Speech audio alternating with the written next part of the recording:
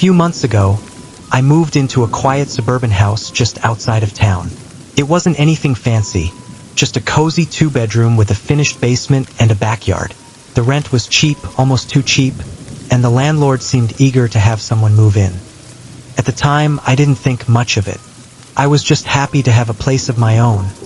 But if I'd known what I'd discover down there, I would have never set foot in that house.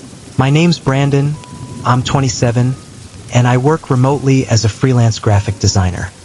After years of living with roommates, I finally saved enough to get a place alone.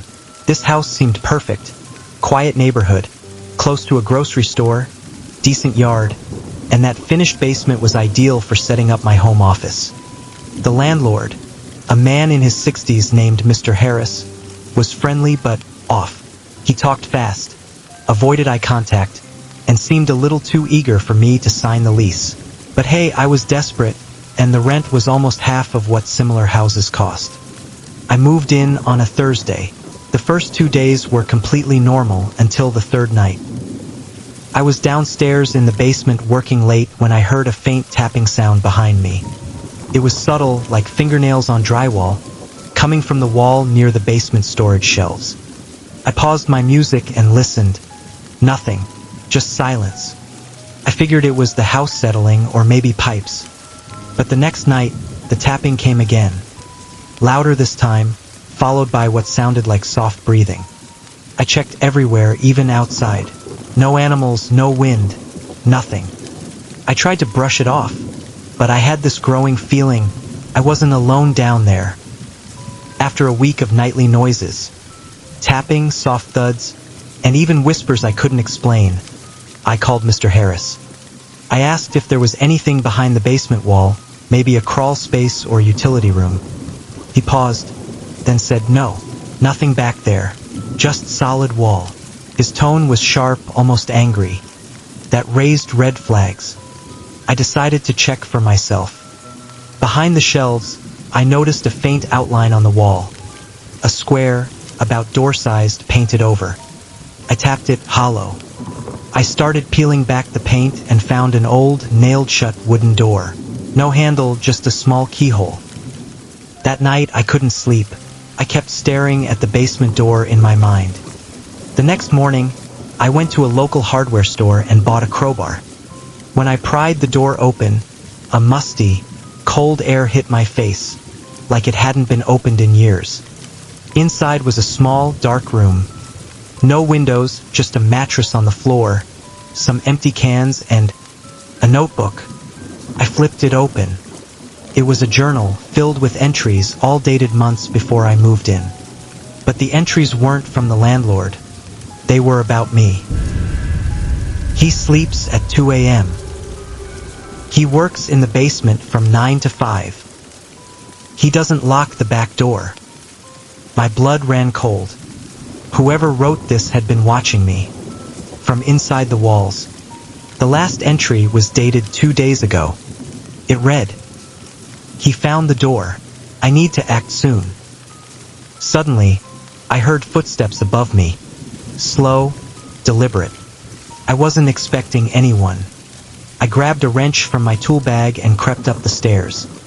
As I reached the top, I saw the front door was wide open. No one outside, no cars. But on the floor was my house key. I always kept it in my coat pocket. I packed a bag and left immediately. I stayed at a friend's house and called the police the next day. They searched the basement and found evidence that someone had been living in the hidden room. There were cameras hidden in the vents, wires leading to a monitor set up in the wall. They also found fingerprints, but no match. The landlord was brought in for questioning.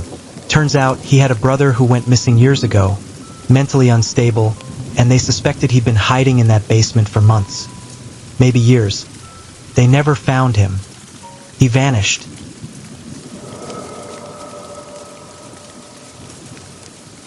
It was early July, peak monsoon season in the Midwest.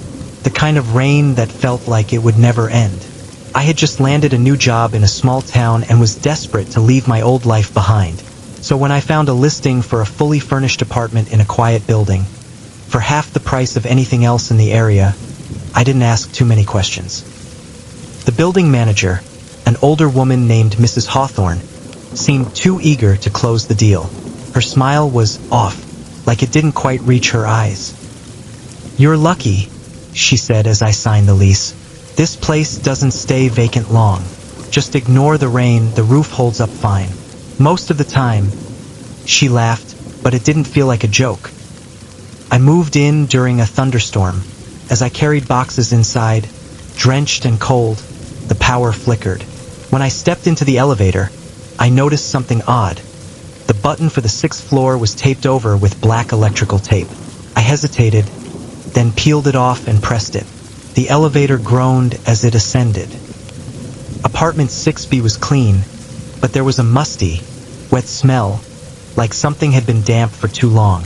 I chalked it up to the storm and went about settling in. That night, as thunder rolled and rain lashed the windows, I heard a noise, dripping. Slow, steady dripping like water leaking into the apartment. I checked every faucet. Nothing. Still, the dripping persisted. Following the sound led me to a small closet I hadn't opened earlier. The door handle was freezing cold. Inside was a mop bucket filled to the brim with murky water, and above it, a large water stain crept across the ceiling like a dark cloud. I stared at it, uneasy, when there was a knock at my front door. 3 loud, deliberate knocks. I opened it to find a man, mid-40s, drenched from the rain, standing in the hallway. His eyes darted nervously. "You're new, right?" he said, barely above a whisper. "Listen, if you hear someone crying at night, don't open your door. Don't even look. And whatever you do, don't go to the basement. Just don't." Before I could ask him anything, he walked off, leaving me standing there, heart racing. That night, I didn't sleep. I lay in bed, listening to the storm. Then, around 3 a.m., I heard it crying. Soft, muffled sobs, like a woman weeping somewhere close by. It wasn't coming from another apartment. It was right outside my door. I froze, staring at the door, waiting for the crying to stop. Didn't. Slowly, I crept to the peephole and looked through. There she was, a woman standing in the hallway, soaked, her long hair hanging in front of her face, head tilted down. She wasn't moving, just standing there, water pooling around her feet, as if she brought the storm with her. I didn't open the door. Couldn't. I backed away slowly. The crying eventually stopped, but when I woke up the next morning, wet footprints led from my door to the elevator, and someone had slipped a photograph under my door. It was a picture of my apartment door, 6B, but it looked old, burned, decayed. In the corner of the photo, faintly visible, was a figure, the woman, standing just behind the door. I went straight to Mrs. Hawthorne's office, demanding answers, but it was locked, and no one answered. A neighbor, an elderly woman, approached me hesitantly. "That apartment should have stayed empty," she whispered. "After the fire, they said it was safe again, but it's not. The girl who lived there, she died in the storm, trapped in the basement. They never found her body, just her journal. And when it rains, she comes back." My stomach twisted. I ran back upstairs, and that's when I noticed a wet trail leading into my bathroom, the door wide open. On the mirror, written in fog, were the words, "Help me find my bones." The next storm was the worst yet. Water poured from the walls, seeping through cracks. My apartment was flooding, and I knew it wanted me to go to the basement. I followed the water trail down, each step echoing in the dark stairwell. The basement was pitch black, ankle-deep in water, the air ice-cold. In the far corner, a broken storage door was barely hanging on its hinges. Inside, the smell of decay was overwhelming. There, submerged in the murky water, was an old trunk. I opened it with trembling hands. Inside bones, human bones, wrapped in a soaked blanket. Behind me, the door slammed shut. I spun around, heart pounding. In the faint light, I saw her, the woman, standing in the water, hair hanging over her face, eyes black, mouth stretched into a horrible grin. I don't remember anything after that. I woke up in a hospital bed. They said I was found unconscious in the flooded basement.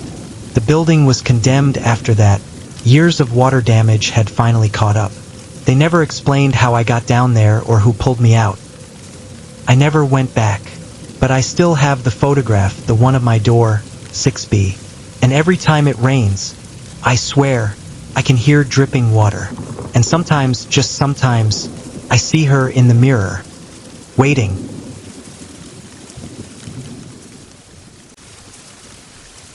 Let me start by saying, I've never liked the rain. Something about it always put me on edge, especially at night. But what happened last year changed me forever. I can't hear a single drop of rain without remembering what was waiting outside my window. I had just moved into a small rented house, tucked deep in a quiet neighborhood. It was the kind of place where nothing ever seemed to happen. Peaceful, or so I thought.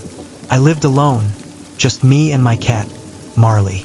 I worked night shifts at a call center, so I usually slept during the day and stayed up late, even on my days off.